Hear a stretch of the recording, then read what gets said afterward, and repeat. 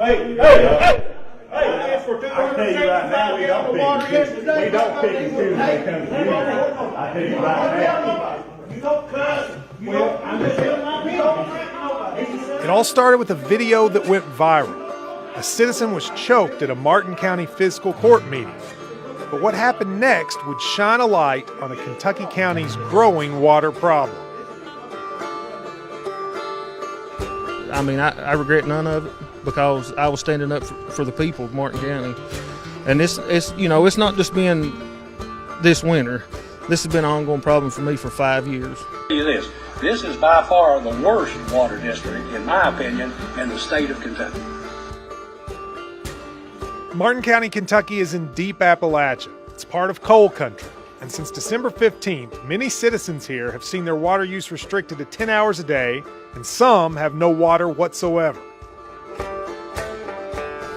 For a long time, clean water has been an issue in Martin County. I guess anybody could drink the water if they wanted to. It just depends on how well they enjoy their health. Hell, what would your life be like if you couldn't take a damn shower? And be thinking about, why your children have to stay home because the schools can't operate. There's no way to clean the school. People talk about, oh, these are just complainers. It's amazing what these people have put up with. Our water is so nasty that the federal prison won't accept it. I mean, the inmates up there drink better water than the kids in our schools.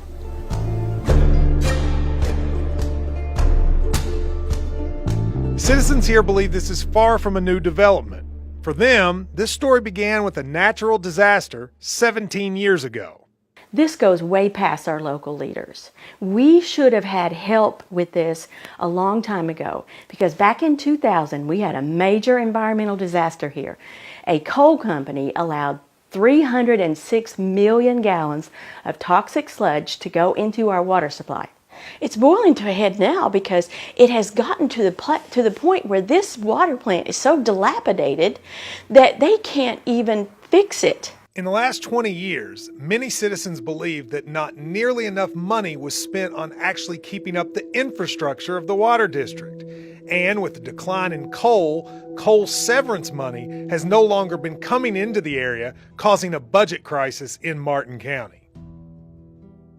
Now that coal severance money is not flowing in, then they can't even fix the materials that they have on site. Well, this morning I had a story in the paper of a lady who'd been without water. She has a father, a disabled coal miner who has a catheter, has to be changed 4 times a day. She helps care for her father. She heats up 2-gallon jugs of water on the stove, puts him in a little stand-up shower, wets his head, shampoos his head, takes a wash rag and clean, and then pours water over him. I mean, that's a month doing that. Iron is the very place in 1964 where LBJ declared the war on poverty.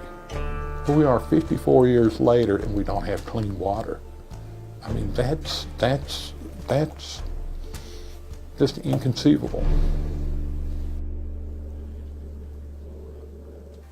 Well, you just ain't got none. Then when you watch when it first turned on, they'll probably have some like now.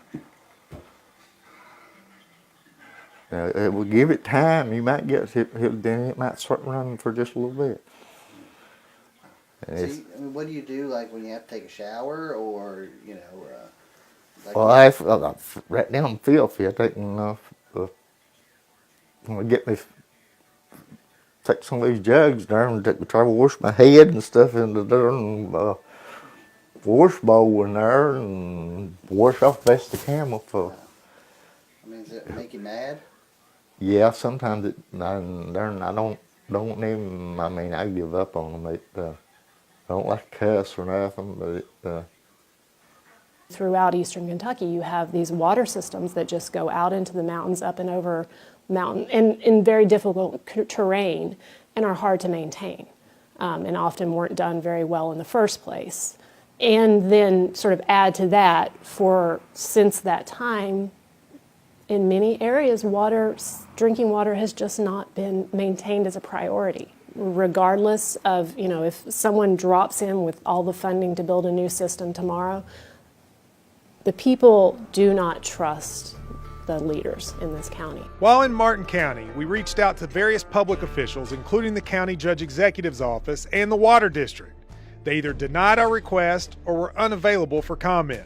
But we did, however, encounter one water administrator. Well, good, Mayor Jones, but I'm not supposed to talk to you guys. What, will you talk to us? No, can't. I'm serious. But I mean, you're a public official. I'm no official. Well, you're head of the water board, right? No. You're not head of the water board? No, I'm a paper pusher. But you are head of the water board. No, I'm not. You're not on the board? No. Okay. Well, what's your name? I'm sorry, maybe we had the wrong person. You did. What's your name? John Mills.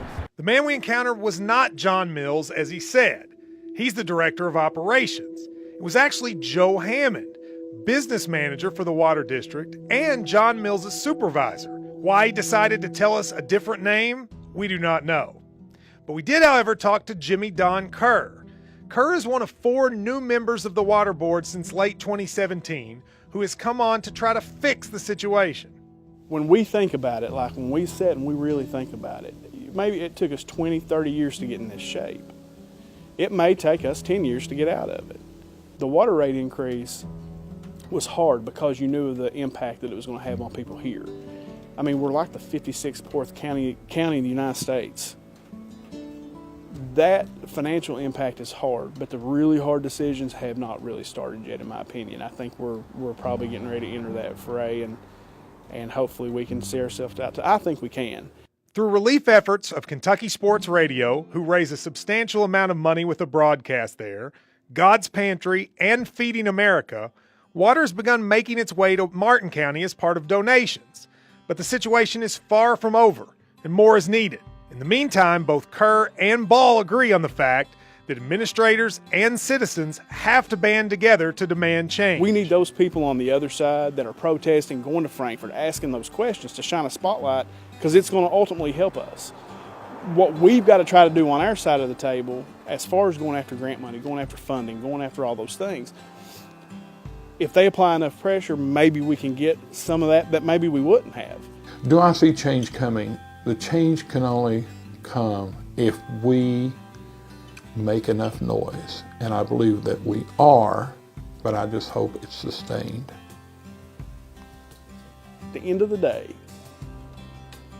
we're all Martin County citizens, all of us, and we all want the exact same thing, which is clean, safe drinking water. While some still are without water, the situation has stabilized in the last week. But a freeze or bad situation, and the citizens of Martin County will be back where they are now, without water and in need of desperate help.